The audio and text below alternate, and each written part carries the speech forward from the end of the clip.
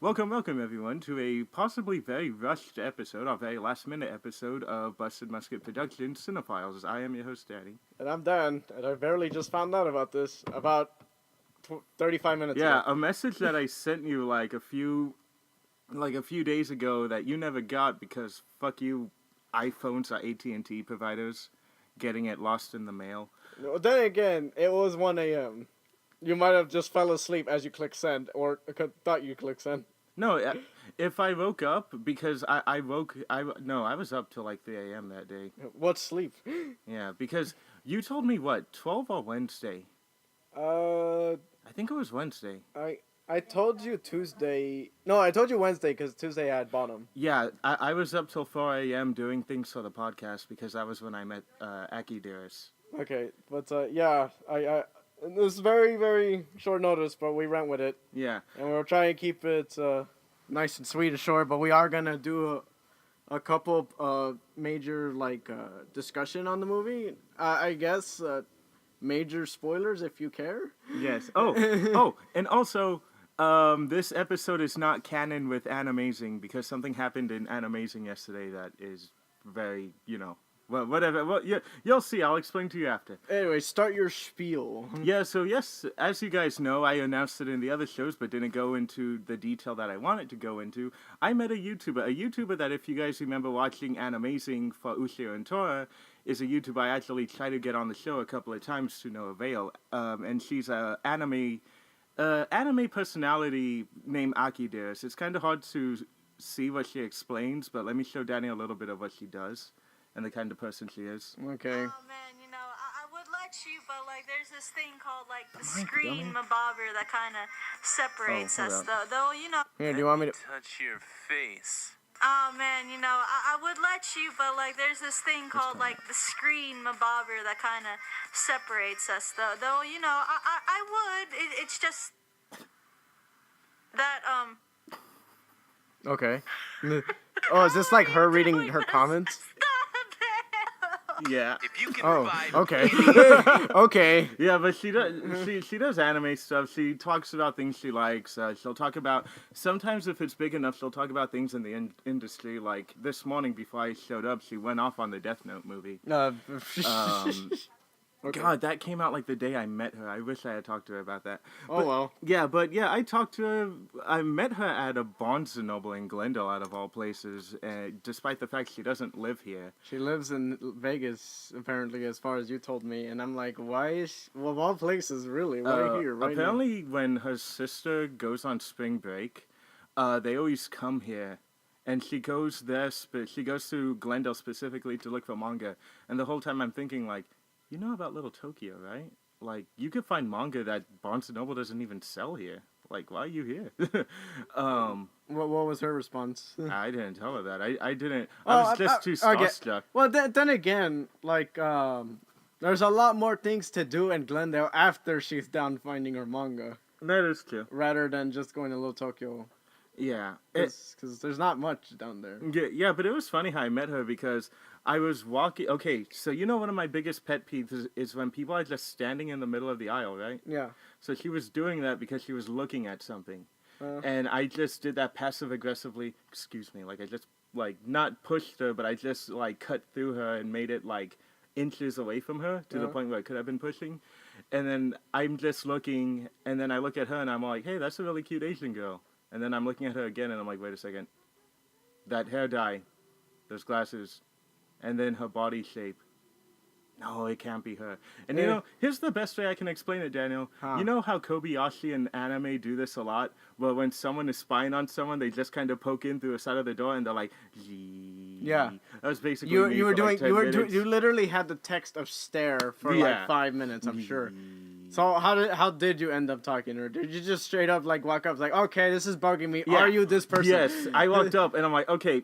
I said, okay, it's killing me. You look familiar. And then she's like, YouTube? And then I'm like, oh my god, Aki Dearest. So we talked for 5 minutes, skipping ahead some non-important stuff. It turned from a fan talking to a person to a fan talking to someone they like to two people just talking about manga. And then it eventually devolved into a creator talking to another creator. And one thing I wish your brother was here is because I wanted to thank him because you know how he told us about the whole when we were thinking about when we were doing the show, he was saying Method to the Madness. yeah, well he was saying if you do this, think about what is it about you that will make someone go to you rather than someone else who could do reviews, you know? Uh-huh. So I was telling her that because she asked me what I wanted to see from a channel. And I said, well, if I said the obvious and said do more anime reviews, what's to say that someone's not going to go to your channel and be like, oh, I can get this from your boyfriend instead. I could get this from this guy instead. Her boyfriend does anime reviews? Yeah, I was actually a fan of her boyfriend like a year before I even knew who she was. His name is Joey the Anime Man. Okay. So with him, he was, oh, sorry. So yeah, I basically told her, so by the end of it, I just say, keep doing what you're doing because you're doing things that are only special to you. And I say keep doing that. Maybe do more of those abridges that you've been playing around with lately, but mainly just do what you're doing. And yeah, just talking to her and seeing everything she had to do to get to where she was going, I'm like, I'm going to have to make a little bit more sacrifices and push myself even harder to get this show done. Which is why we're doing a show knowing that we only have under 2 hours to do this. Yeah, but that's artificial time limit I'm putting on it. Yeah, because he's a meanie. I got obligations already pre-planned. Anyways, Yeah. so we're gonna jump right into it. And then I do too. But so also one more thing. This is just me saying that we might possibly also drop, not doing new reviews, but we're just gonna maybe stop doing compilation reviews. And if we're like 2 weeks late to a movie, we might not spend a lot of time on it, or we might not do it at all. That's why I wanted to do the episode today. Like we might do with just Logan, just say it, and then we're okay. Moving on. Well, that was just because I didn't want to get lynched for people saying you give Logan a 5.5, but you're gonna give Power Rangers this rating. Oh yeah, people. So anyway, let's get to it. Well, we go to Saban's Power Rangers. Saban. Oh right. Because I own it now and not Disney. Right. We're all screw-ups. But somehow, we were all in the same place at the same time when Billy found those coins. Guys, check out how we glow. I'm blue. No, I'm black. What? I am. No, you're not. No. What do you want? Do you feel weird? We'll stop at like 1 minute, I guess. Yeah. Saying these I strong. want them to name drop The answer to what is happening to you is here. You five are the Power Rangers. it. Oh. And that was Bryan Cranston, who surprisingly was not sleepwalking through this role like I thought he was. I thought he was going to Peter Dinklage this shit up. I mean, then again, a lot of his like stuff was lost in the wall. Yeah. And like, because like he makes pretty great facial expressions when he's saying things, and a lot of that gets lost in all this walled cube thing. The toy that I have there, and like. Yeah.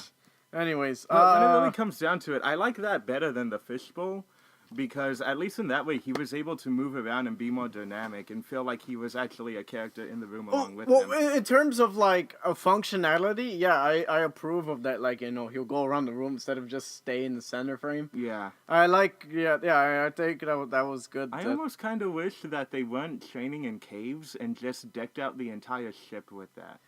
So he could just pop up like in the training room and stuff. Yeah, I was actually honestly expecting that, but then I'm like, okay, so is he yelling at them from the control room? Is that how they're hearing him? But apparently he's just like watching the whole thing. Maybe he's watching the whole thing through Alpha. I don't know. Because Alpha wasn't every shot. I don't know. Okay, so we're gonna go into this. We have, from my understanding, very very different opinions on this movie. Yeah. I'm just gonna go straight into it that I did not like this film. Yeah. Even though let's note people that one of his favorite movies is The Chronicles of Riddick. Yeah. But also one of my favorite movies is Yakuza Apocalypse, which we got feedback from someone who wasn't my friend. It was ... I think the guy running this podcast does bath salts. And I'm like, yes. Yeah, I'm sure you do. And one of these days, Daniel, your face looks tasty. One of these days, you're just gonna see this news report of fucking cannibalism in Echo Park. Who crazed Danny on fucking bath salt. I thought he was a piece of chicken. God damn it. Anyway, yeah, no. So someone did not like that movie, and yeah, and that's the thing. I gave it a 10 out of 10 for the same reason Daniel gave a Neil Bean movie a 10 out of 10. It just did what he was expecting. Yeah. It's just so you give it the high rating because it's like you think people should see how bad this is. Yeah. Well, I thought you said you liked it because it did what it had to do, even though it was a bad movie. That was that dude. That was my brother. Oh, okay. That was my brother. Me, I'm just like, you just ruined everything. Yeah. You ruined everything of what... And you wore it. You were unapologetic. Neil Bean, same thing with Takashi Miike. They don't apologize for when they fuck up. They're just like, we did it, but you guys are gonna like it anyway because that's what we got famous for. But yeah, so context for you, because you want to hear this. Yes. I went with my Power Ranger jacket, which is over there. Yeah. Of course. So I bought this Red Ranger jacket years ago, and I keep it on my closet for special occasions just to deck out some Power Ranger. Mm-hmm. I have never received so much comments and feedback from strangers on the street about Power Rangers than I did today wearing it. Huh. It was absolutely mind-boggling. It's just like I had this guy just like, Power Rangers, Morphin' Time! And I'm like, yeah. Yeah, dude. Is that as impressive as as that one guy in my theater who actually bought that $200-something helmet of the Red Ranger? He walked into the theater like that. That's illegal. Yeah, but they made him take it off. Well, okay, but I'm saying that's illegal. You can't go out in public with a mask. Yeah, no.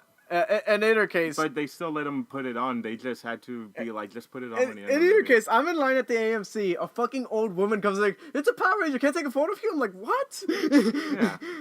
What? Okay. And then she takes a photo. Bye. Thanks. Bye. And I'm like, I don't know. That'll see. So this is what's happening lately with this movie is this movie is actually doing its job, and that's one thing I will give it points for is that it has actually been converting people who don't like Power Rangers. I can agree that it's ignited a passion back in the public because it's now relevant again. Yeah. And that's why I'm like bringing up the story of like, me just wearing my jacket. Yeah. I've never had this much like attention from complete strangers. Just like Power Rangers, right? Yeah, but I'm just like, okay, cool, yeah. I mean, it's like, what the fuck? Yeah. It's like, I'm not saying it's a bad thing, I liked, I'm like, sure, cool, your enthusiasm, but like, I'm just baffled that I'm like, I've never seen this. What the fuck? Keep going. Anyways, I found, after me viewing the movie, I came up with six major points. Like, these are the 6 things why I hate this movie. Mm-hmm. And I'm just start reading them, okay? And also, you better be PC about one of them. Be what? Because it's really easy I didn't put that. I didn't put that in my in here. Yeah, because no, that's just me. Like it's like just for you establishing. It's like this is how you know the rest of the movie. Because that's No. I'm not talking about the dude cow? jerking off the cow. No, I'm talking about what they did to one of the characters, and I'm not talking about Becky. Trini. My bad. Okay, I don't know what. Okay, I'm gonna just say them. Spoilers, I guess. Yeah. If you care, if you want to know. But anyways, this is why I'm just gonna jump into it because it's kind of hard to talk about it without just going into it. Mm-hmm. Okay. So, first thing, they established that Zack, drives the sword without the suit, even though like they said you can't drive these things without the thing because you need the neural link. Like, yeah. Okay. Somehow he drives it without the neural link. And I think one thing the writers will argue with, because that was my issue too, they even show you that, like, you need to be connected to that thing. In order to drive it. Yeah, so I'm Yeah. like, how is he driving it? And some people was like, oh, he's not driving it, it's just going berserk. Yeah. Then why did it come back? Yeah, no, that was the thing, like, it had a sense of, he had a sense of control over it, which is like he was able to get it back, but the suit itself basically makes a narrow link. So, again, that was my issue, too. I didn't like that they had that scene where he was using it and then causing mayhem with it. Yeah. Because, again, what purpose did it serve to it? Was there news articles about evil monster rampages city? Were there any references to it? It does serves no purpose. That scene Uh-uh. serves no purpose just- besides showing how reckless he is. Yeah, and here's one thing I need to tell people, because some dude said this on my Facebook feed. Zack was not the best character in this movie. He was actually possibly one of the worst actors in this movie. He was the weak link out of all five. He of them, was I think. his character was I'm crazy, and that's not a character. Yeah. And that's the thing. You look at okay, so much as I hate the kids in the original series, these kids are playing their personalities, but they're taking it to a different level. This Zack is nothing like the Zack in the show. Zack was not a reckless, I want to be the leader, I don't trust you. No, he was best friends with Jason. And in this one, he was just like, even when I felt they were teaming up, he was not listening to Jason. Like, even when they became the Power Rangers, he was ignoring Jason. Like, oh wait, I have an idea. Let me jump off a cliff and not tell you guys what I have planned and make you think that I'm leaving you for dead. Yeah. Yeah, that pissed me off. I'm like, tell them you're gonna get their Zords so maybe they could follow you. So here's number 2 that's related to number 1. Yeah. Establishing that these Zords need a neural link to be able to be driven. Why the fuck do they have analog sticks? You don't need analog if you're already controlling it with your head. See, right there, that's a nitpick. Is that a nitpick? A little bit, because, again, me and you, we both left Pacific Rim, and they also have an arrow link, but they still have little gears and levers next to them, and specific buttons they have to press to move around the machine. Yeah, So I'd say it's something like that. Like the analog sticks, the Neuralink is just making it that the machine knows that, okay, this for sure is a Power Ranger. This is my partner.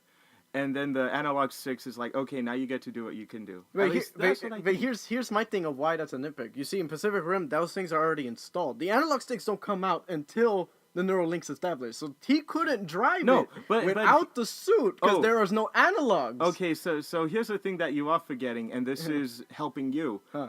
He was using analogs when he was out of the suit too. Was he really? If you look closely, he's like, "Come on, listen to me." Oh and my fucking god! Yeah, they don't. Yeah, those things don't pop up until the suit links. Exactly, which is one of my issues with the movie. But we'll get to that. So yeah, after that's how it's not bullet nitpick. points. Okay, yeah. So there it is. Yeah. Okay, so I wouldn't say it's a nitpick. No. Thank you for seeing that because I did not. Yeah. Okay.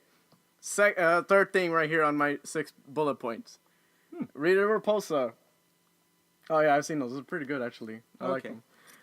Rita Repulsa is not buried under 65 million years of freaking ocean sediment. Okay, she's just hooked like a fucking fish. So this is my issue with the movie. It's like, okay, in the TV show, they established that she is on a different planet. She's on the moon in a prison that Zordon does. And that is accidentally broken by astronauts. Yes. And in this one, I don't know why they didn't make it that she got covered up in amber like the coins were, like the rest of the ship was. No, she somehow, even though she was in the same explosion radius, instead of being covered in fire, she got blasted into the ocean and fell. So maybe it could have been like, oh well, she was buried under sea rock. No, she was just like, she just floated to the bottom. Yeah, there should be 65 million years of sediment. You want to know?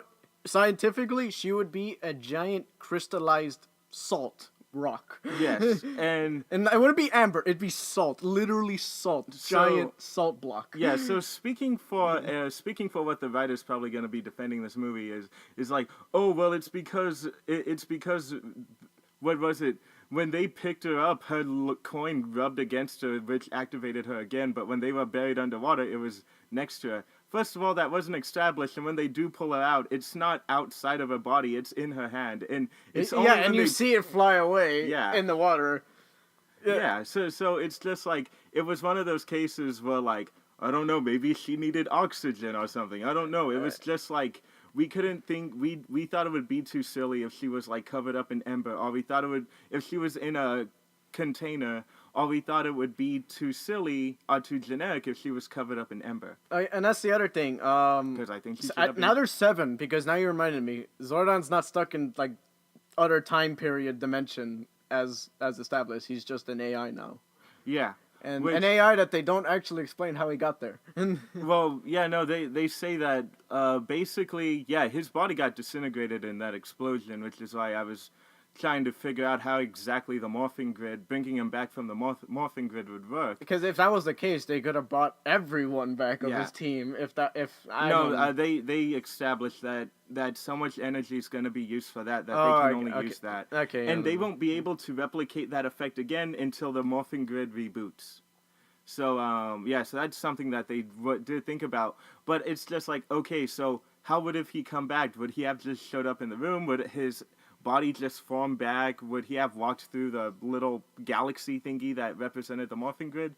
They don't point out. They do not explain that, and it's very, very Like, what sad because they're trying to show that establishing of this universe, and they just gloss over it. Yeah, like I would use an example from a comic book, but I'm actually gonna let you read those, so I don't want to spoil anything. Okay. But I would have liked it if there were like two body. They should have just done a two body of Billy, because surprise, surprise, they do kill a Power Ranger off for like 15 minutes. 10 minutes. 10 minutes. 10 minutes. Yeah, so they do kill one of the Power Rangers off, and they're like, oh, Zordon was able to use the morphing grid, and then the spirit of Billy went back into the body. I would have liked it better if he actually came out of the thing, and it was like a new, like a new body, and then now they just have a dead body of Billy, and then they have like the regular body of Billy. Like I would have liked that, because then that would have explained, well, that's how Zordon would have come back. But then, Yeah, I agree with that. Like, Billy would come back with, like, a new body. yeah. Because, like, if it was coming through the morphing grid, instead his actual body just gets the water out of him. Like, how did you do that? Nobody's doing CPR here, by the way. Yeah. Nobody even tried to do CPR, which is the other funny thing. Well, if he's already announced dead, then no, what's the point? Apparently, you think these kids are medical experts to announce him dead? yeah. What grade do they say they were in? They're like, They never specify. they never specify what grade, but I'm gonna say freaking a high school, whatever, angst teenage. Well, no, they're in high school. We know that, but it's like, are they freshmen? Are they Yeah, juniors? it doesn't matter. Blah. It doesn't matter. Okay, moving on to my next point. So, Also, these kids are a lot younger than they look in the movie too. Like the dude playing Jason's 22. He's your age. yeah. Yeah. Yeah. He looks like he's 30. He looks like he's 30, which is why it's just like my brother actually brought that up. It's just like, why is it's like they're trying to have a scene of father and son, and the son looks as old as his father. God, guys, go watch the Fox show called Raising Hope, where the dad looks like the brother to the son in the It's show. something like that. But yeah, my brother was like, man, this dad's talking to his 30-year-old son still in high school. What the fuck? Yeah, it's the greatest movie ever. Step So Brothers. he'll like to know that dude's actually 22 and not 30. Yeah. The oldest one is actually Ludi Lin, who played Zack. He's 29, probably 30 by now. He looks good though. He looked the youngest out of all of them. Yeah, Him and Billy. he actually looks like the youngest in my opinion. But yeah, okay. So the next thing, okay, the Zito crystal, besides it being a totally new thing as far as I'm concerned in this universe. Apparently, I'll send you the link, but apparently they're not in this iteration of Power Rangers, but they're referenced in another one. Oh, okay. So it's new to me. I've not heard. But And like, me. It's I like didn't know what the anyway, fuck it it's new to me. I've never heard this thing. Yeah. But anyways, so the Zito crystal, they find it at the specified location. I'm not gonna say that because I'll just let people find that out for themselves. Anyways, the Zito crystal's on Earth. So you see the crater, and they give you a shot of looking how deep the hole is. Yes. The Zords fall in that hole. The hole ain't that big. Mm-mm. And then another- and then they fall into hellfire. For some reason, and like, okay, so let's say if they fell in the hole and they Yeah. broke through the hole, right? Let's say it was a sinkhole. Yeah. No, well, here's the thing that made me laugh. It's like, okay, you see inside, and it's just a glowing green hole with the crystal inside, right? Yeah. Suddenly, when they get pushed in, it's a burning inferno. That's right. It's a burning inferno Yeah, for some but reason. and it's not like, oh, because I know if I tell someone, they're like, it's because the Zords are on fire, and then the hole was so steep that they were burning up in it. No. The Zords are on fire, but if you look at the hole, there's already fire in the hole for Yeah, some reason. yeah. When about to fall in the hole, there's fire coming out of the hole for some reason already. Yeah. No, never explained why. It was empty when we saw it the first time. Yeah. And then I guess because budget, there's no excuse for And this. also, I bet you they thought the design of the Megazord looked cool, but they're like, well, how does it go from these to these? Exactly. So it was laziness. That's the next part of my 6th point. Because of budget and because they clearly not thought this out all that well, they skip the Megazord transformation sequence by covering it up in an unexplained burning inferno. Mm-hmm.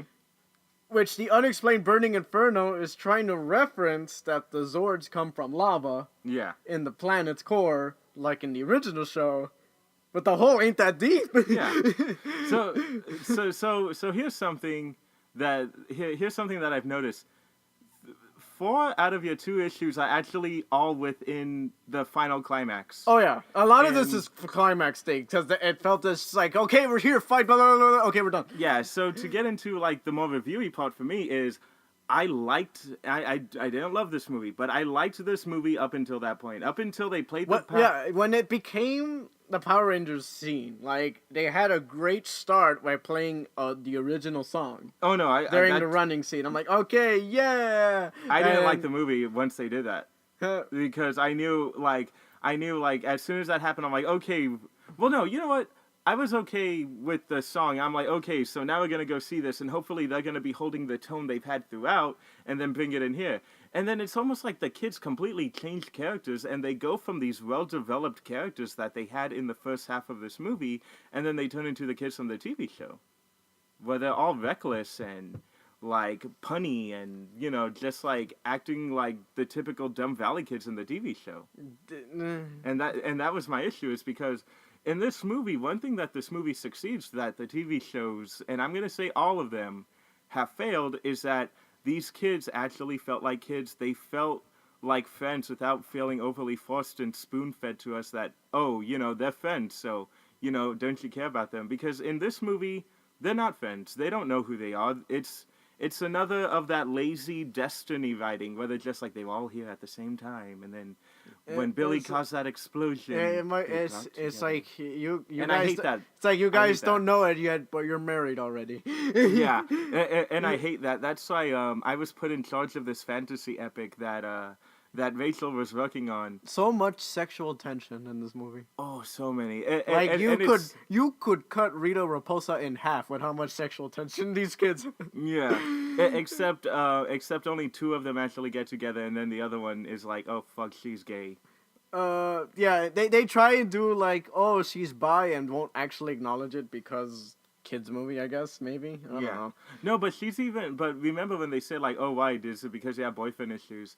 She's like, oh yeah, me, I have boyfriend issues. Basically her being snarky, like, oh yeah, because I'm totally into guys. It's like, oh no, she's into girls. And as soon as they say girlfriend issues, that suddenly changes her character. Not changes the character, but changes the tone in the character. And she's like, my parents are a normal family. They believe in labels, so I can't be the person that I want to be. So meaning, if she comes out to her parents, her fucking douchebag of a mom's gonna kick her out probably. Yeah, I like that. It's I thought that was amazing. it's that they did hinted. that. It was so like.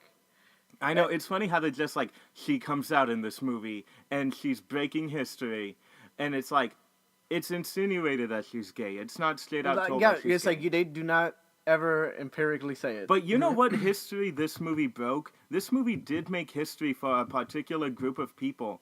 We, as of March 24th, 2017, we have our very first superhero with a mental disability. Oh yeah, Because Billy has a. Billy has low functioning to mid functioning autism, and the actor who's playing him, even though he does not have that in real life, I looked it up, he played that character with the utmost respect and probably the most charming of the 5 characters. Because, you know... Which is why the movie wanted to feel like they would martyr him for some reason. And I thought it worked, because when it really came down to it, everyone was still at each other's throats. Trini didn't trust anyone.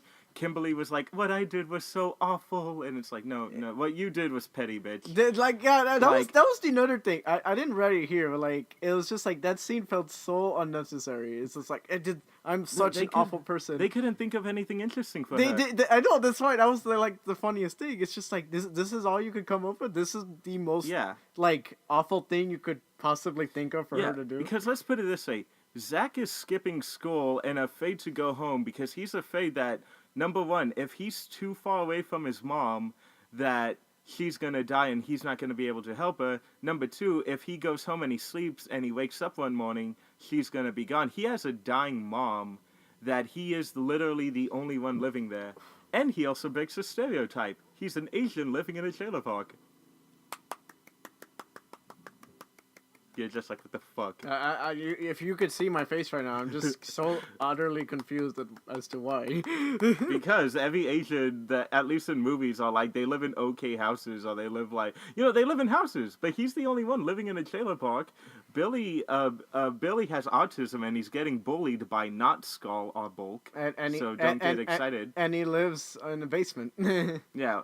Well, yeah, his room is the basement because basically his whole thing is that him and his dad, when his dad was alive, would go and just do some renegade digging and hole renegade freaking what's it called, archaeology. Mining. Yeah, renegade mining and archaeology. And ever since his dad died, he never wanted to leave the dad's workshop. So you do see that he has a couch in there with like a pillow on it, and he just never leaves. And he's just off in his own little world, because when you have mid-functioning autism, you are a functional person who is capable of having conversations with people, but the only issue is that you can't read people a certain way, and then there'll just be these moments where you'll just kind of lose yourself into your own work. So when you're focused in something, you literally have to be shaken to get it moved. And in case anyone is wondering why I know so much about this, is because one of my old friends back when I was in elementary to middle school had low functioning to mid functioning autism, and it was really difficult for him. And oh yeah, I remember that now. Yeah, you know exactly who it is. I know exactly.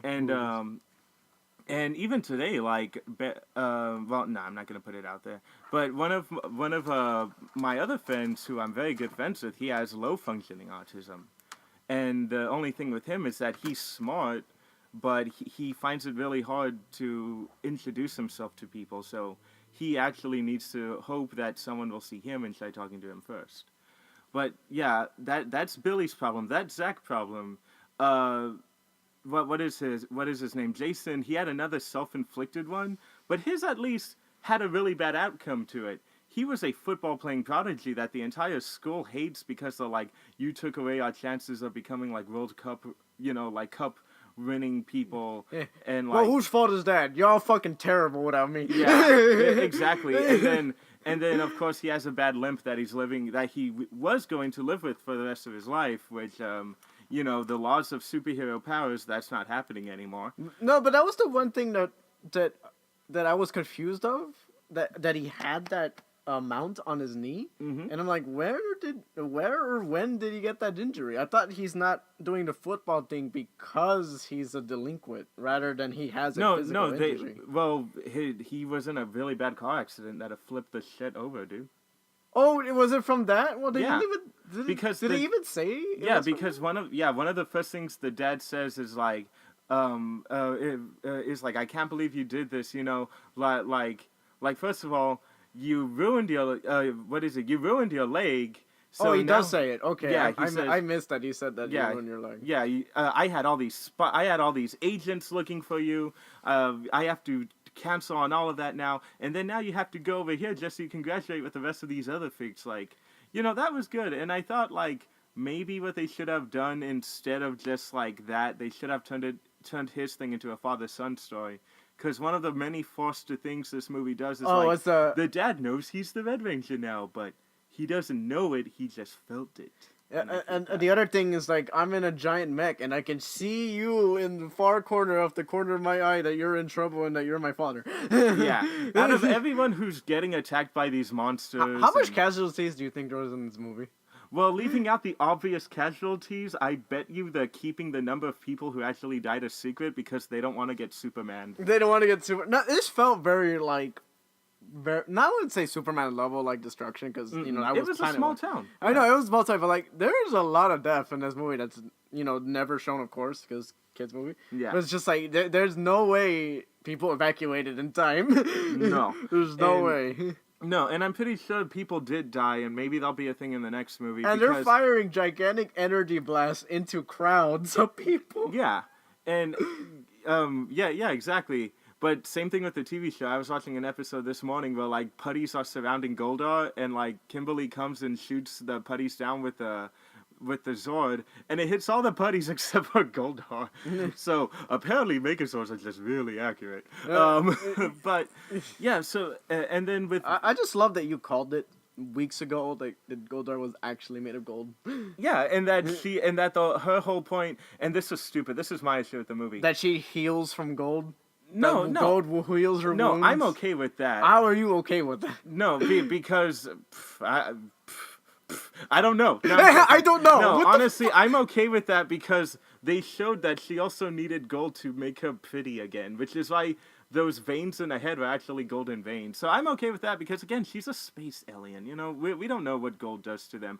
My issue is that she's... So if Alpha 5 brought a whole bunch of gold, would they revive Zordon that way too? Maybe. But she's also a space witch. So here's something... No, I'll get to that later. But here's something that really bothered me. So she's killing dozens of people throughout town who have golden teeth, golden implants, golden anything, and she's robbing every jewelry store in town. For what? To create her staff? But at first we think, oh, she's doing it to make a Goldar. So obviously she's gonna have like a warehouse full of gold to make Goldar. No, she walks out in the middle of the mining site and then magically pulls the gold from the ground to create Goldar. So it just kind of brings you the thing that, why were you ransacking and killing people for gold then? Well, I guess that she didn't know about the dig site, and it's like, I guess, like, after she revitalized her face by, Maybelline and shit with gold, Yeah. gold-infused Maybelline and shit, that, like, oh, by the way, excuse the background noise. Oh, it's okay. But, it's like, after she infused it, because, like, she doesn't know this planet or whatever, so she didn't know where the gold was, I guess, or Yeah, something. but my problem is like, maybe if they had a scene where she found out that, oh, there's gold in Yeah, this yeah, mountain, they because should've- it just happens. Like, I felt like even a scene from, like, Space Cop. Like, it's just like, oh, I'm super gold guy, chains, I have all this gold in this hotel. Yeah. Like, that, I was waiting for that scene, to be honest, that she would find out where all the gold is and then just go over there. Like, Yeah. I seriously got a huge Space Cop vibe of, like, because the aliens wanted gold a lot for some reason. Yeah, no, and they had that scene, not of her finding out there was gold in town, but they had that scene of her talking to a guy, and then and she's like, I need gold for my lovely Goldar, and it's just like, oh, I like gold too, and it's just like, oh, dude, you just painted your death card, you asshole. It's just like, okay. And I think that was like, one- okay. I think that was the thing I liked about her character design, is that her staff, you look at her staff and it's it's melted gold. It's got gold teeth on it. It has gold teeth, but did you see how there was white on it? She basically cut someone's jawbone in half and put them on both sides of the staff. Yeah. I liked that because that was morbid. And But then the staff just melts into an actual gold staff, and then you ruin that nice character of the staff being makeshift. yeah, but another thing I will say is, like, I did like Elizabeth Banks as Rita Repulsa because she didn't feel like she had to do the scratchy voice thing. Because if you see Elizabeth Banks movies, she could do the voice. There's even an interview with her asking if she can do the voice that the original Rita did, and she did. But then she immediately told the interviewer that she's not going to be doing that voice. And I thought that Rita is a character in the show where she's basically the what was the word that my friend said? It was something called the sitting king, where she didn't get her hands dirty at all. All she really did was just send the monsters to do the destruction. Where in this movie, Rita was a badass. Rita knew how to fight. She knew how to, she knew magic. She was a legitimate threat to these kids, which is why I was okay that they took one of her most quote-unquote popular villain, quote-unquote popular sideman, and turned him into a giant talkless monster who for some reason still had a voice actor.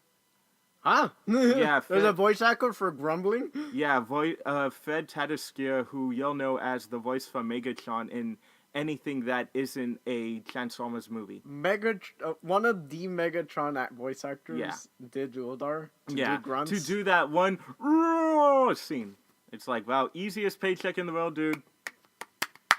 But yeah, so slow clap. So I liked that about her. I liked how she felt like an actual cartoony threat, while also not at the same time going too cartoony with it. Like, she still felt like a Saturday morning villain. Anything you have to say about her though? I'm wondering what you have to say. My thing was just like, why the gold? Yeah. Why the goal to revitalize her? Like, I would have thought that... Like, honestly, I thought that she went dormant, and that she would wake up, and when she found her power crystal would, like, do everything for her. Yeah, and that's what that's what people think happened, is that, like, the power crystal reactivated, which is why she was able to come out as a mummy monster. Because my thing was, all the power crystals went dormant, right? Because Yeah. there's no one to use them. So when the kids touch their power crystals, they go active again. Yeah. And since hers is linked to those would turn on, and she would be awakened. That would make sense. That's probably what happened. No, but that's not how Wait a it plays second. out. That's how I would have interpreted from what the context I had before I saw the movie. That's how I thought this was Yeah, going to but go. didn't they find the coins before she woke up? No. They find her before. Yeah, no, you're right. Because They find her before they get the things. Yeah, no.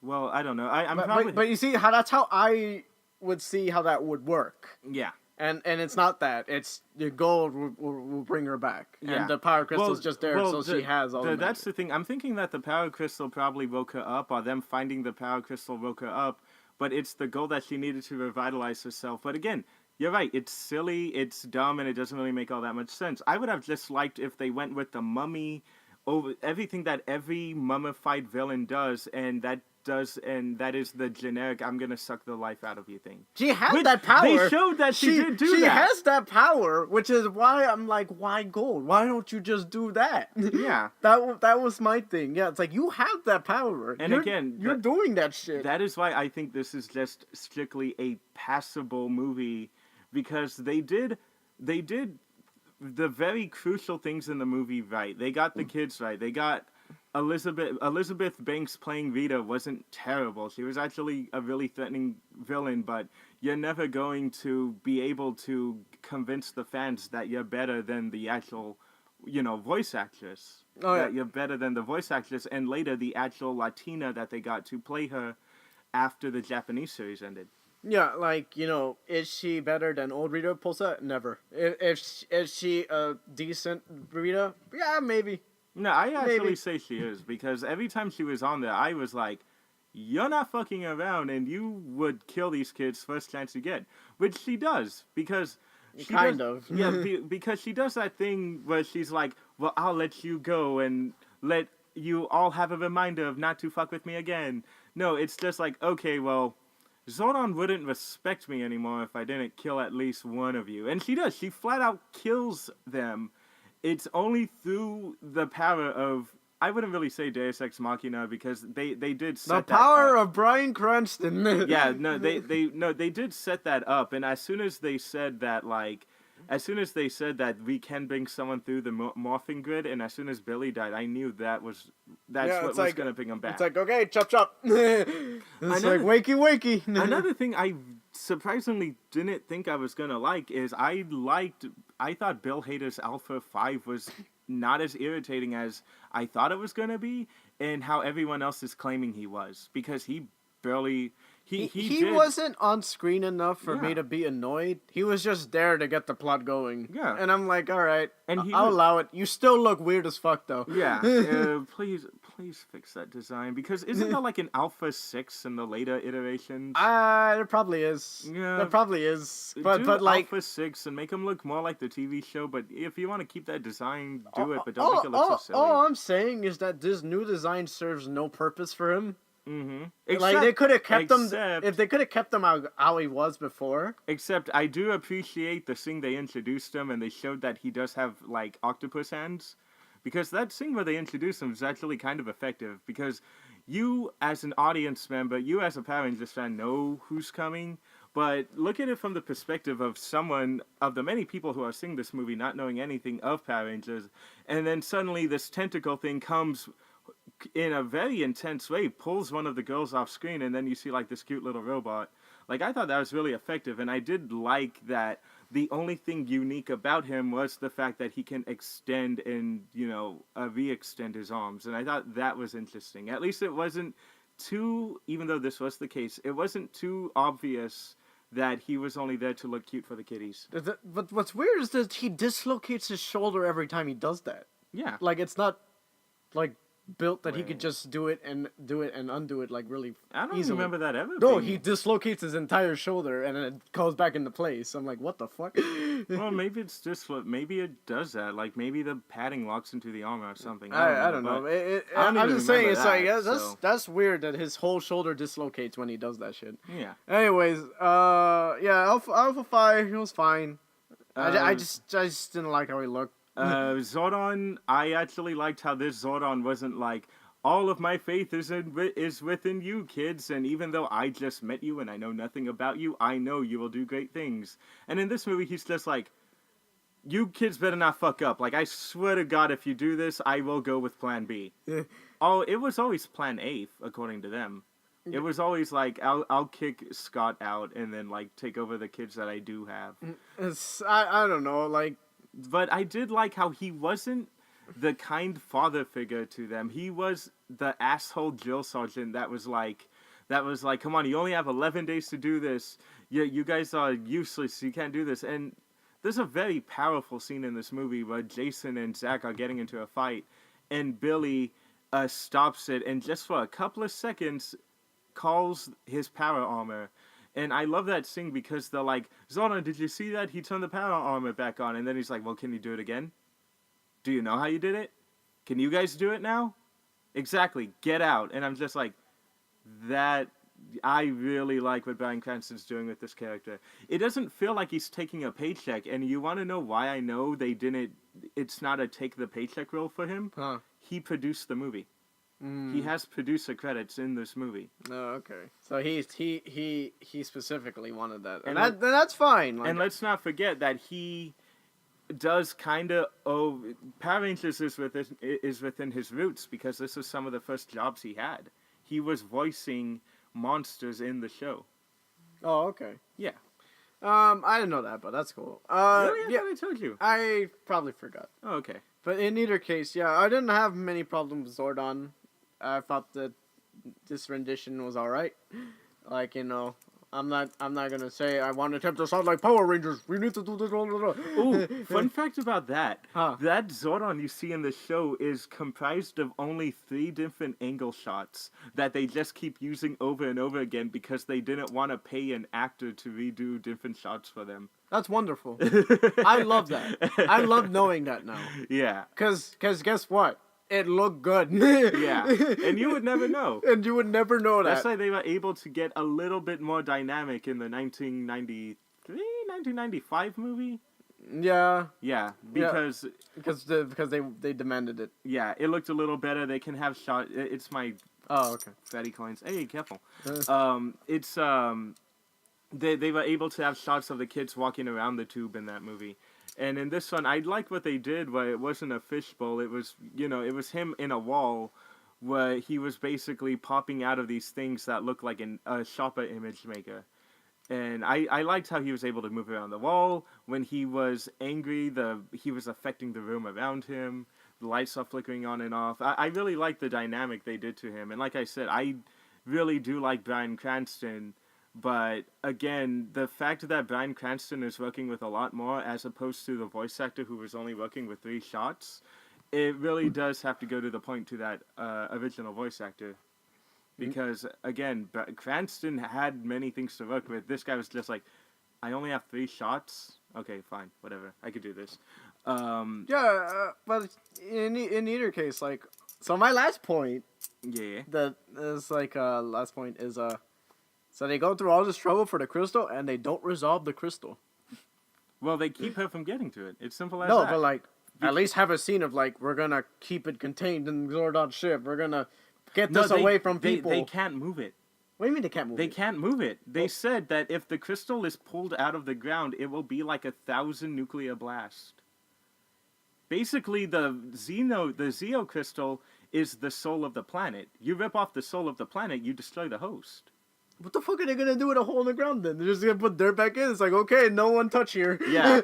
But either there's gotta be something. Either we're going to get a Transformers 2 where an entire organization comes in just to particularly protect that crystal, Or I don't know, maybe they'll just build a Krispy Kreme with a window underneath it and then have it be like, look guys, there's the Zeo crystal that an evil alien destroyed our fine establishment for. The secret to Krispy Kreme donuts is they have a Zito crystal sprinkles on them.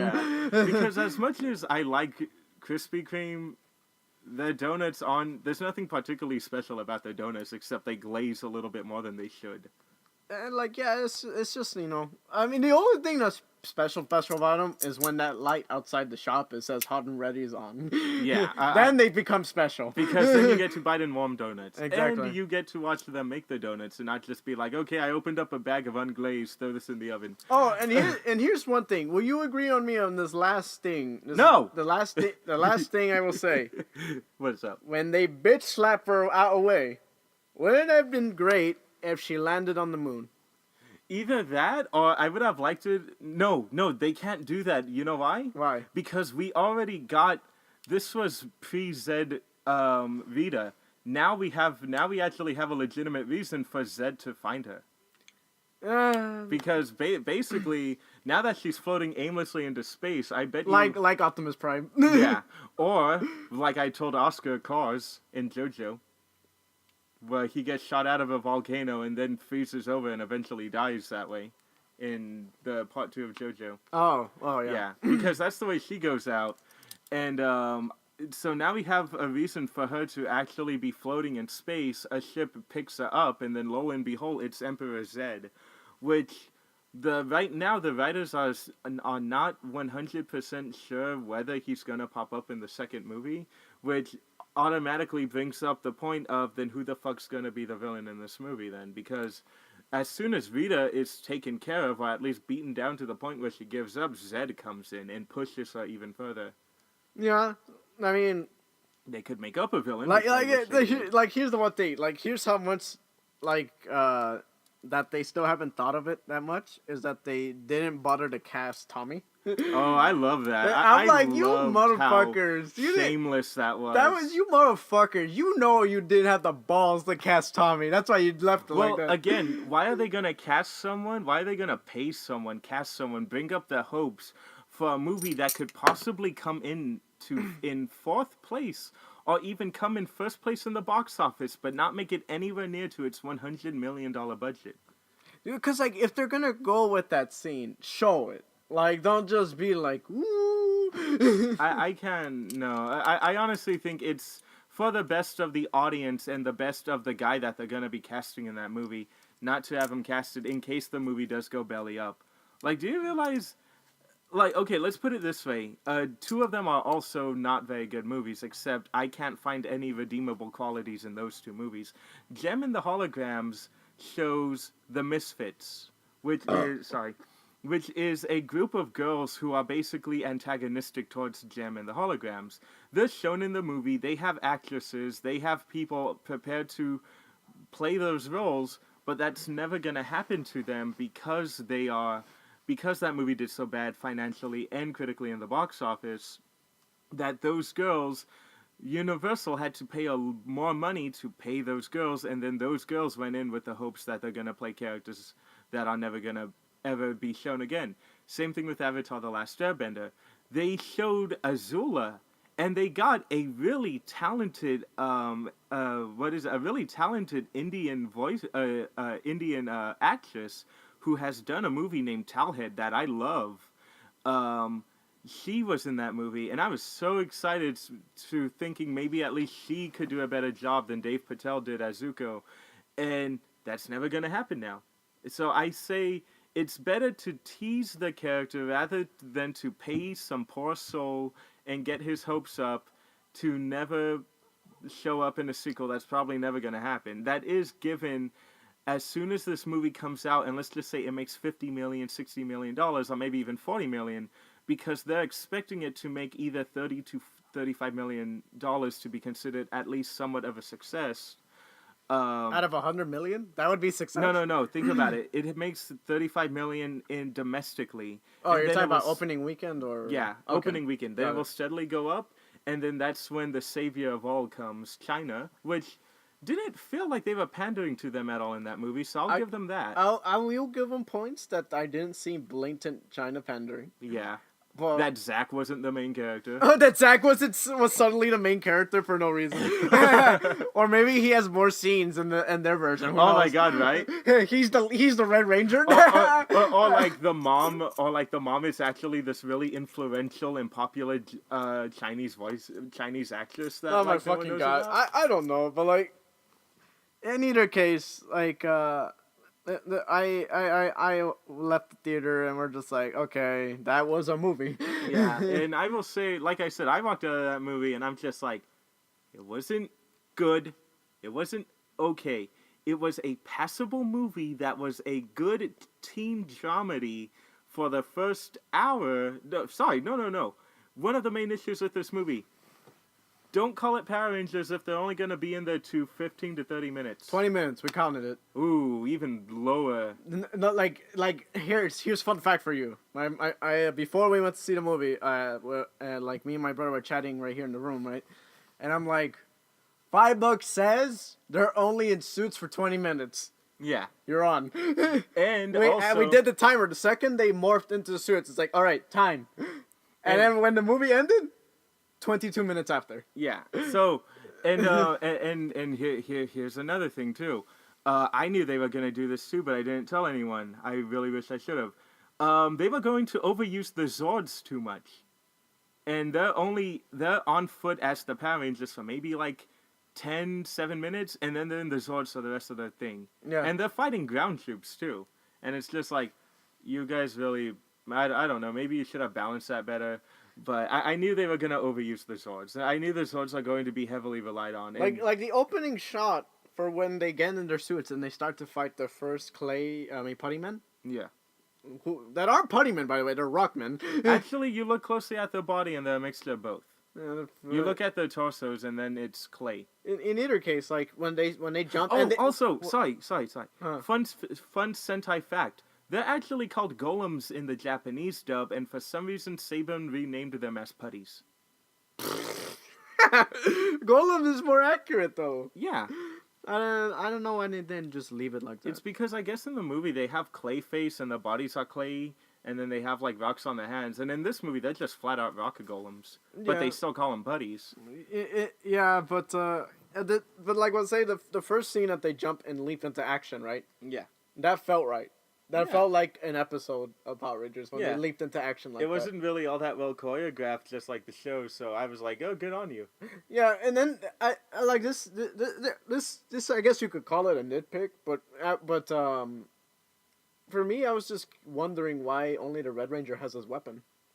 That was another thing. I bet you it's gonna be what the Netflix Voltron series is doing, where the rest of the weapons are lost. Because in Voltron, the Black Lion's weapon, the lance, I forget what they call it, but that thing's lost. And so I'm guessing what happened is, like, since all the Rangers died, and the only one who was accounted for was the Red Ranger, the only thing they have is the sword, which I just saw the episode this morning where they show you all the weapons.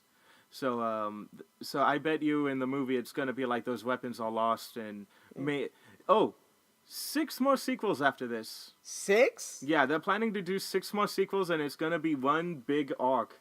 But let's just see if at least 4 can make enough money until they realize they're just gonna cut it down to maybe 5 or 4 movies. Let's put it like this: if they make Zed and I hate it, I will not bother with anything else. And that's what you said about Transformers, though. And I did. I'm not gonna watch the new one because like that last one, we had our moment. I'm not gonna see that movie. Mm-hmm. I'm not going. Mm-hmm. You can't make me. Nope. You're in the movie show, Daniel. You have no choice. You can't make me. You have no choice. You fucking can't make me go see that shit. Daniel, And then come to me and say you said that before when you're the one dragging my ass to the theater. Exactly. But that's what you said about number 4. You said you weren't gonna go see 4, and the next thing you know, Yeah, and you're like, oh, we gotta go fucking to do I it. did not drag you to that one at all. I It's- said me and Michael are gonna go see that movie. Wanna go? You could have said no. I could have, and I guess I was a freaking masochist that day. Yeah. And then Because I we were all realized beaten to that I death. am not about that life that day. Yeah. But anyway, One thing I just hope is that they don't make Zed a monster, because fuck you if they do. But also, Zed's too much of an important character to do that. Goldar, people like Goldar, but he, shit, I forgot to do what I was supposed to do. But he's not a big enough character to the point where not too many fans are mad that you're not getting this character in the movie. Like, Yeah, I like how you did it in his voice. yeah. It's like, you see, for me, it's like, yeah, Goldar isn't like a huge deal. He's no Zed. But Yeah. I would have at least appreciated that they tried a little more than just, his name is Goldar, so he must be made of gold. I don't know. Yeah. I don't know. Well, no, the reason he's named Goldar is because he's in fully plated golden armor. He's just basically... Which is not actually good armor at all. Mm-mm. And that was the other thing about that monster. I'm like, why would you make him out of gold? It's like the worst metal. I think it just had, and again, Goldar isn't a putty creation, which is what I'm mad at. Goldar was an actual alien. Like, he was a different alien that was, followed Vita. But in the movie, they played it off like he was one of her putty creations that she made. Like the monsters that she made out of clay. He's like a putty, giant putty like person. And I'm just like, but why gold? Gold is so soft. Gold doesn't hurt. Which is why it was melted gold and why they were able It's to like, it's stab like, no, through he it. has flame attacks. That's what makes him strong. I'm like, But the thing that made me laugh is like it's soft armor, and yet he's like, "Get inside me, Vita, and I will protect you." And it's just like they're stabbing right through you. This is a terrible idea. yeah, that's what I'm like. So- That's how like weak gold is. Like, it just stabbed right through it. It's Yeah. just like, well, I don't know what you expected. Yeah. So here's a fun fact. So back in the day, not back in the day. I barely found out about him now, but for a few years, I've been following this one comic book artist who is a kaiju groupie named Matt Frank. Uh-huh. And he, just look at the photo. I don't want you Okay. ruining the surprise. But he was actually originally attached to do a concept art for the movie back when Max Landis was getting the movie made. And, I'd like to see the Max Landis one. yeah, so... He was, well, I don't know, man. You haven't seen 2 of his movies that he's made since Chronicle. I know, but like, come on. We just saw this movie. Can it really get worse? I honestly think Max Landis would have done a worse job. Really? But, Even yes. with Chronicle under his belt of making kids with powers? Yeah, but that's the thing. He did, what? Oh, no, he didn't write Fantastic Four. That was the director. Okay, yeah, no, maybe he could do the same thing. So you're right. Maybe it would have been better. Because all he did was American Ultra, which is a dumb movie, and then he did the Frankenstein movie, which I heard was awful, so I'm not going to go watch that. Yeah, so you see, I'm talking about specifically yeah. him making a So, superhero movie. Yeah, so when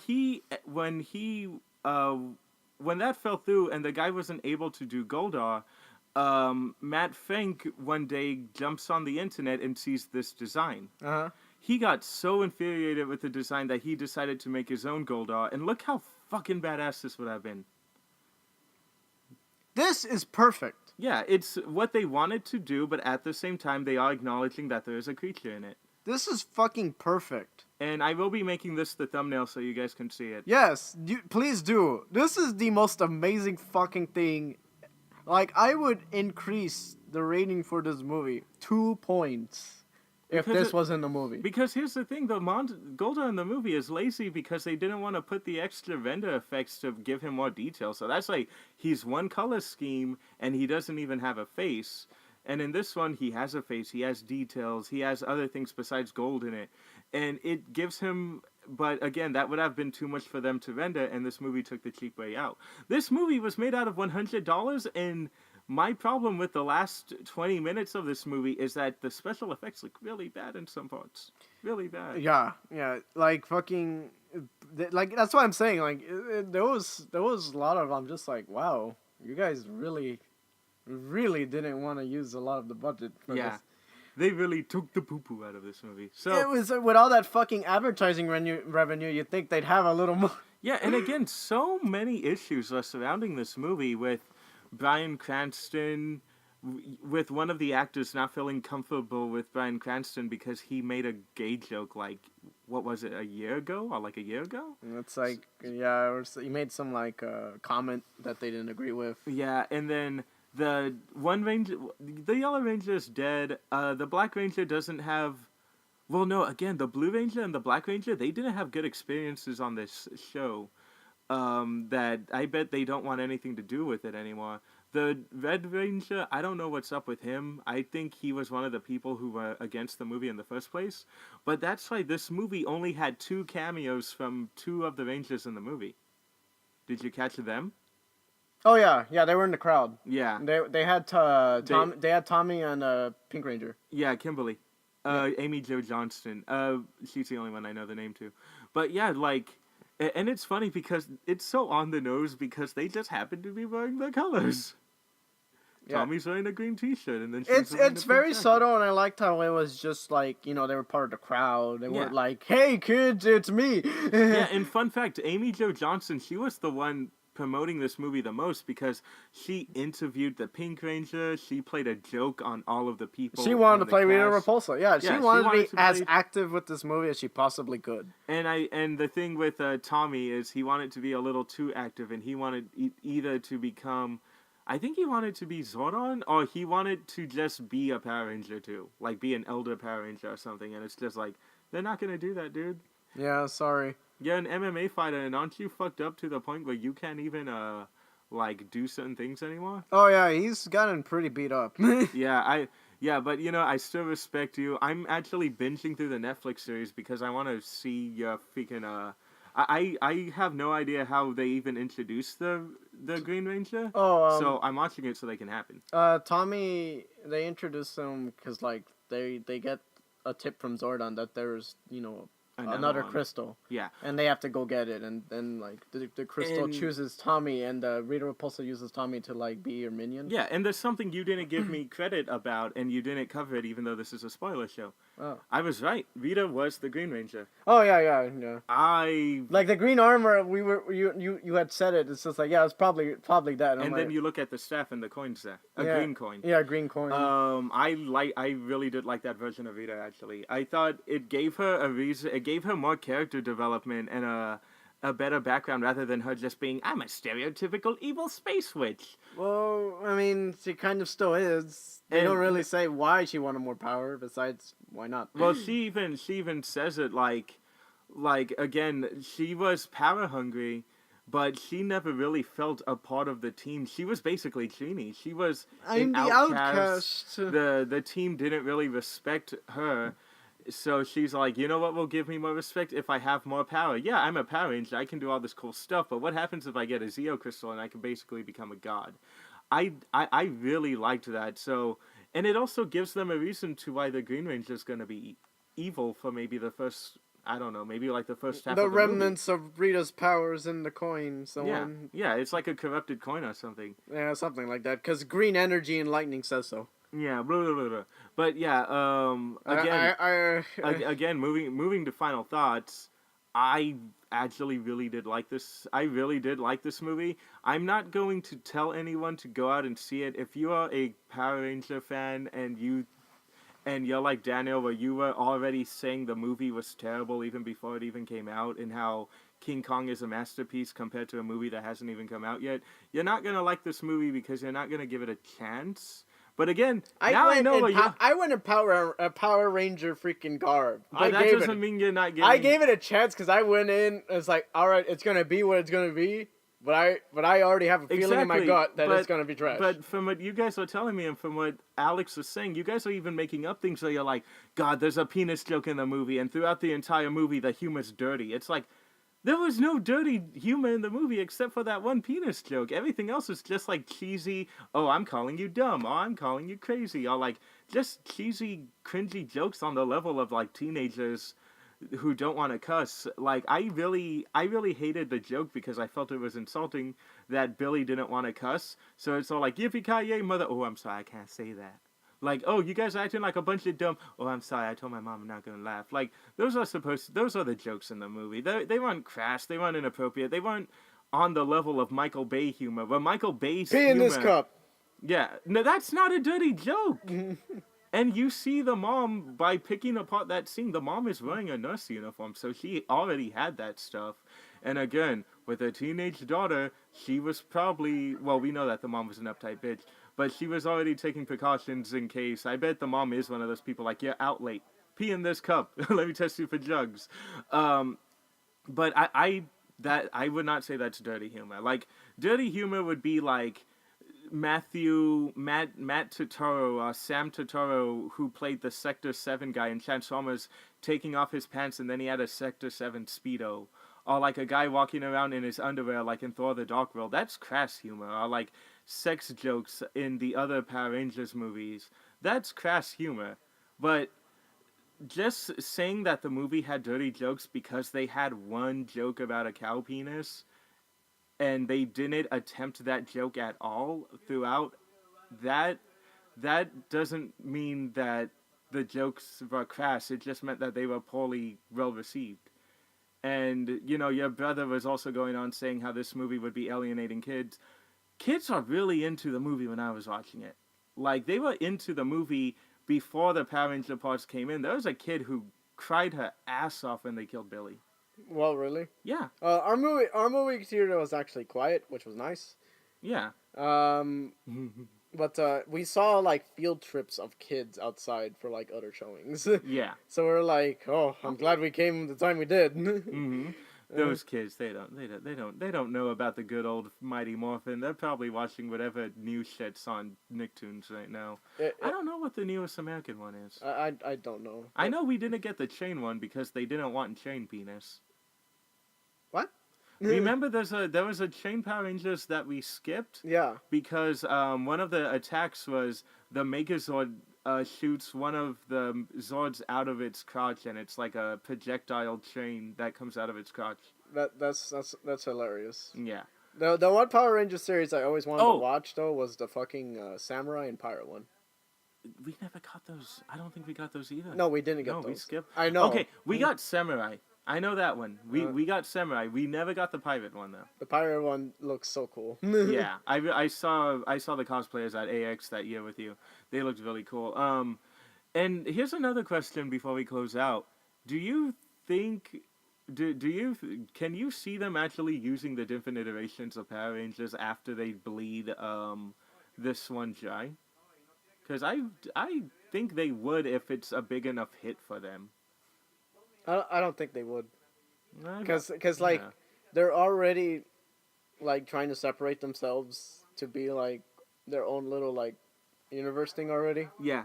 Oh, but so there's no need to dive into those other universes. Just expand the one they have. But here's the thing I liked that they did in this movie is it's very nonchalantly, and a lot of people missed it.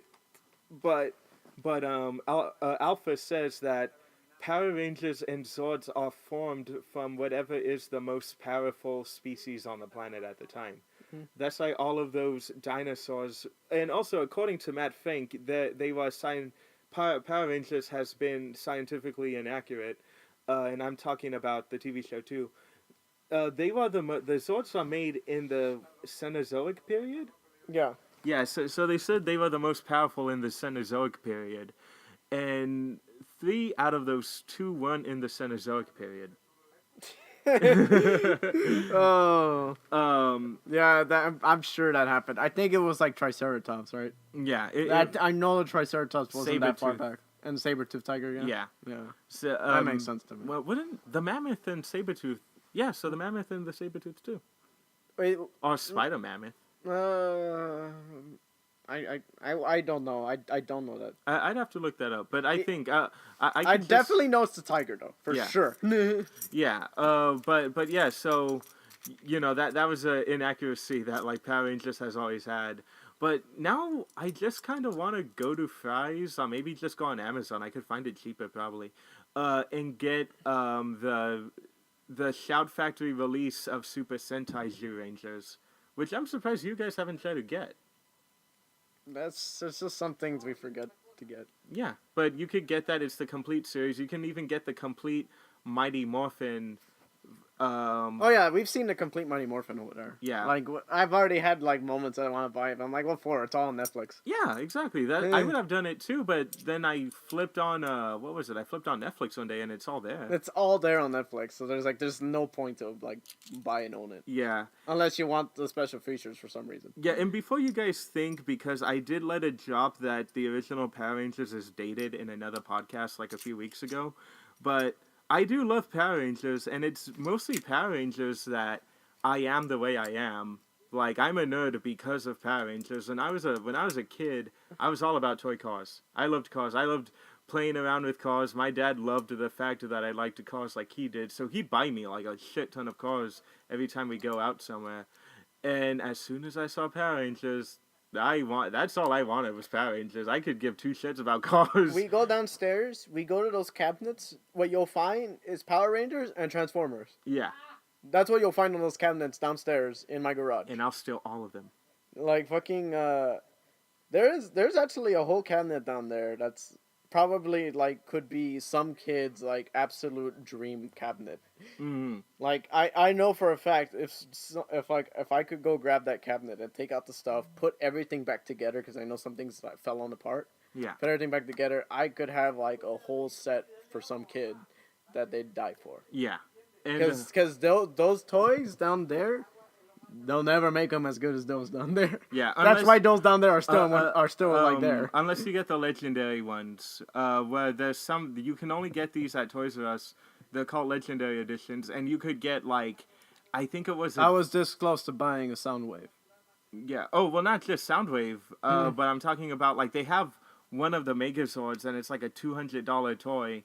And like I looked up photos of it, and it's well detailed. I hear the plastic is hard. It's not hollow. It's the joints keep it from breaking. Like it's the toys that we grew up with, you know, like that level of handsmanship. Craftsmanship, thank you. Craftsmanship in those little toys. And if you go see the toys on Target for this movie, they look like they'll break in one if you drop it from. Yeah. And someone told me, well, if you buy the Megazord that comes with all of them, you could they're better quality. No, some guy opened them up and said these are basically just the individual toys packaged together with a better paint job. No. And they broke when he was trying to put them together. Yeah, I believe that.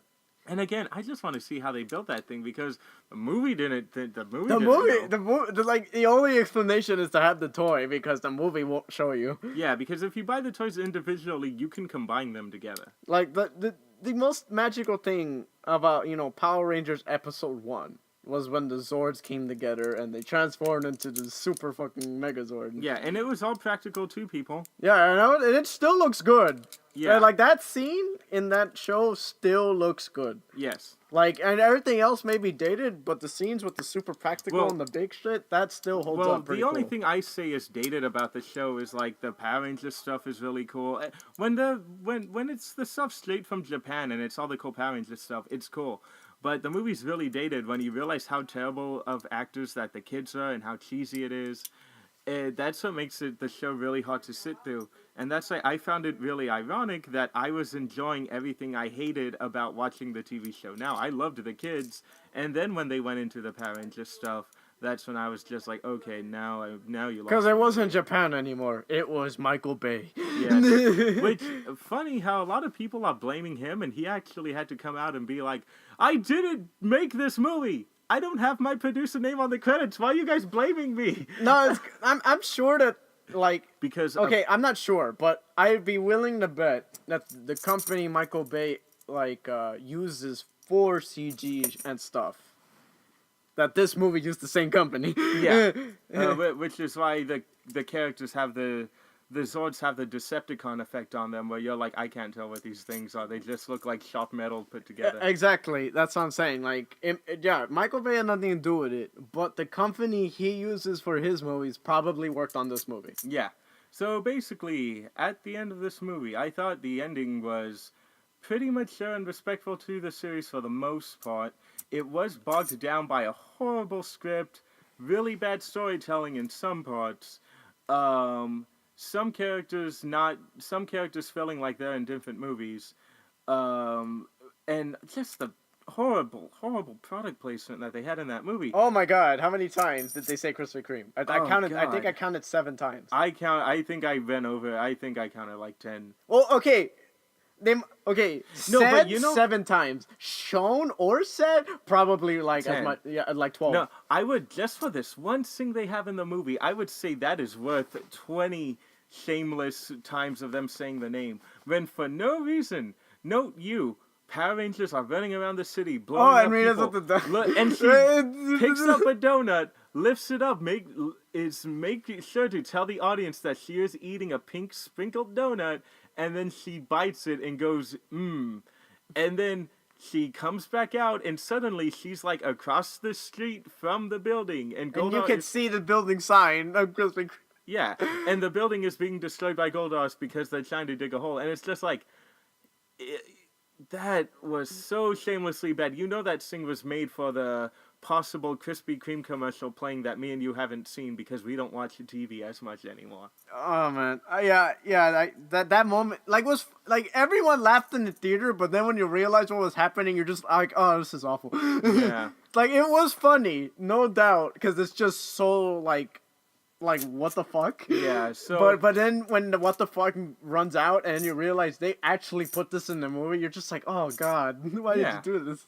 But I still look. But that's the thing. When I sent you that text saying I want a Krispy Kreme, I wasn't joking. Like if there was a Krispy Kreme in Glendale, I totally would have went over there before I went We to were work. gonna go get the fucking box of donuts. But then we read up like what the donuts are, and they're just the regular donuts, just with a lightning bolt on them and some sprinkles. I'm like, what's the fuck's the point then? They're not special. That's true. Was it just a lightning bolt, or was it an edible lightning bolt? It's an edible lightning bolt. Oh, okay. But They look like they would have been jelly filled, so I'm a little mad about that. I forgot what they were, but they're not our donut that we would eat because they're like super chocolatey. I think it was like the chocolate filled one with the chocolate glaze. And I'm like, oh man, I don't like those. That was made for kids. They're the super sugar ones that you don't want for Krispy Kreme because they make you feel like, God, I need a glass of water after eating this because it's that sugary. That's why I'm careful what I put on my ice cream on Cold Stone, because that happens to be all the time in Cold Stone. In either case, yeah, it was one of those donuts. I don't remember for sure, yeah. But it was one of those donuts from when we read up and we're like, that doesn't sound that good. Yeah, so no. Yeah, no. I would have brought you one if we bought it, but we didn't because we saw that they weren't special and it didn't look appetizing at all. And I bet you so many other people like me would have given into the product placement and then be just as disappointed in the donuts. No. I'd say I bet you if anything you wouldn't have gotten those because they're selling out too much. Oh, well, that too. That's what was happening with the 30th anniversary of Ghostbusters, that like nobody could find the special Ghostbuster donuts because they were buying them too much. Well, I mean, then again, like all the Ghostbusters things, like the Ghostbusters Twinkies and everything, like they were actually good. That was the other thing. Like it was more of that the product was actually yummy versus that like the selling out. Yeah. No, but that's what I mean. I bet you even if it did sound like a good product, you probably would have sold out. Yeah. Because again, like it's so shameless and it's so effective that, like I said, I really wanted a Krispy Kreme. But really, what I did is, there's a Yum Yum donut across the street from where I work, and I just got a donut. I'm just like, I just want a donut. It doesn't have to be Krispy Kreme. But yeah, so. Like I said, shameless promotion, but I thought acting was on par. I thought that the backstory on the kids was actually really sweet. Like I liked after the Power Rangers, after the dumping the Power Rangers and the going back to the regular lives. I love that you see how people are interacting with how they're interacting with their parents and family again. I love the fact that Zach was just like how the mom was telling Zach what happened, and then he's like, oh, well, did any of them look good looking? Like, I love that little moment in the end, but again, terrible script, shameless product placement. As soon as they remember that they are a Power Rangers movie, it gets bogged down so many points. I'm gonna give this movie, I'm gonna give this movie 6, I don't know. Fucking 6 shameless product placements out of 10. I will give this movie, and for all of the reasons you listed as well. And all of the reasons you had on your list, because Jesus Christ, that was bad. Yeah. There's a reason I kept it down to those 6. I wanted to get the big ones out. Yeah. I wanted to show the big ones, and there's many more, but like I said, they're probably nitpicks, and that's fine. That's why I didn't write them down. That's why I didn't talk about them. I give this movie a 5. 5 Decepticon-looking robots out of 10. Oh, okay. See, we didn't go for the most obvious one because we're not that fucking predictable. Fuck you, Krispy Kreme. Huh? I wanted to say Krispy Kreme, but then I'm like, no, that's what they want. Oh, and it's all obvious to everyone that watches this film. The Krispy Kreme is the best Power Ranger. Am I right? Yes, that's right. I'm kind of hoping that it's just out in the second one that like Tommy There's just a giant donut that's a Power How Ranger. come that no? How come it couldn't be like instead of Goldorvito, it's just like There was there's a the giant- Krispy Kreme. I have the perfect idea, and she makes a giant donut monster It's a giant donut. made out of melted dough and stuff. It's like they just went to like Krispy Kreme headquarters, like a laughably big warehouse. Yeah. And- She just opens up like the freezer in Krispy Kreme, and it's just like a freezer that's bigger than the store itself with nothing but dough and stuff. And then she makes it's like, you are not Goldar anymore, you are now Doldar. See, and you say I'm terrible with puns. That made me cringe. Good. Yeah, so anyway, guys, so that was our show. Again, we have been Busted Musket Productions Cinephiles. So please, again, look at the pretty logo we have. It was done by a very good friend of Daniel's, and I cannot thank her enough. I've been doing that at the end of every show. So again, go find us on Facebook.com/Busted Musket Productions. Contact me at gmail.com at BustedMusketPro. Go follow us on Twitter on BustedMusketPro, Twitter.com. Yeah, like I said, I'm really pushing us out there now. Damn, you've expanded. Yeah. And also, again, just because I didn't do it for the other two shows, go check out Aki Dearest. She is absolutely one of the sweetest people I've ever met.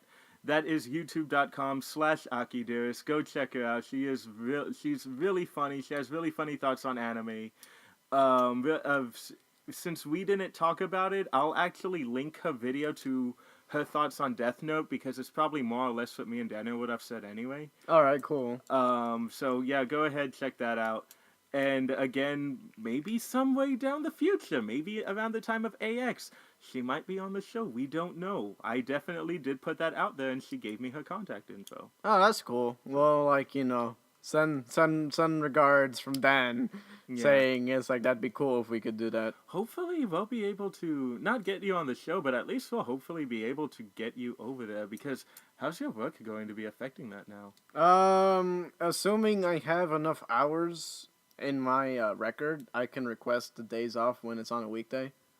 So, Okay. like, I just need to see how many hours I need and how many hours I've done, and then I can request those days. So, yeah, I'll be doing that. There's still plenty of time to gather those hours. Yeah. So, that we'll be doing. In terms of my cosplay, I don't know if I'm going to modify the Kylo outfit, or if I'm going to make the Hater from Let It Die outfit completely. The hardest thing is, I need to find a traffic cone that fits on my head that doesn't weigh a ton. I bet I could probably find some toy novelty ones If you online. find one, get it for me. Okay, does like, it need to cover your face? It needs to be worn like a hat. Oh, I bet you they build hats for those. Yeah, I could probably find Like, one. if you can find one that's a hat, like a traffic cone, it doesn't matter how big, as long as it's a traffic cone looking thing, and like you can wear it as a hat, buy me it. Okay, yeah. Sure. I need that. Done. I'll go ahead and look that up probably later today when I'm done with homework. So yeah, again, guys, we'll be at AX. Basically, all 6 of us will be at AX. As I'm just gonna say this now because I think I got one of our co-hosts mad. Oh, by the way, yeah. Oh, I thought I brought it. Never mind. I'll bring it next time. Okay. I was gonna lend you a comic, but yeah. As far as I can tell you guys, Creepycaster is dead. Because, number one, Rachel hasn't gotten back to me in weeks, and I think it's due to the fact that I didn't like a character in a comic as much as she did, so she got butthurt about it, and she's been busy with her own stuff, so as far as I can say, that's dead. So, no Creepycaster until further notice. There will, like I said, the episode of ReZero is now split in 2 parts, so don't get mad at me that we cut the final arc in ReZero and the recording going up today. And that's basically it. Nothing else coming up in the pipework besides that. All right, you heard it here, folks. Yeah. You heard it here first, I say. Yes. Anyways, I'm Danny, I'm done. and then we'll morph you later.